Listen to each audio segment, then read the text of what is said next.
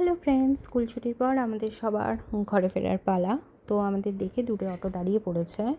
তো অটোতে করে আমরা যে যার বাড়ির উদ্দেশ্যে রওনা হলাম। বাড়ি এসে দেখি আমার পিলগ্রিমের করা অর্ডারগুলো চলে এসেছে, যার মধ্যে ছিল দুটো শ্যাম্পু আর ছিল দুটো ফেস সিরাম।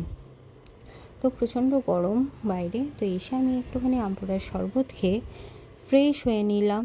ফ্রেশ হয়ে আমার ফুলকলি জামা পরে বসে পড়লাম। নতুন প্রোডাক্ট এসেছে সেগুলো ইউজ করার জন্য। তো আমার প্রথম প্রোডাক্ট হলো 10% vitamin C serum from Pilgrim. তো এটাই বলছে নাকি ইন 5 ডেজে নাকি ডার্ক স্পটস রিডিউস হবে। তো লেটস সি, আমি নিশ্চয়ই রিভিউ দেবো এটার। তো দেখা যাক এখানে কি বলছে। প্রোডাক্টে বলছে যে glowing brighter skin in 5 days, reduce dark spots in 3 days, even skin tone. তো এটা অ্যাপ্লাই করতে হবে 3 to 5 ড্রপস, আর পরিষ্কার পরিচ্ছন্ন মুখে এটা অ্যাপ্লাই করতে হবে।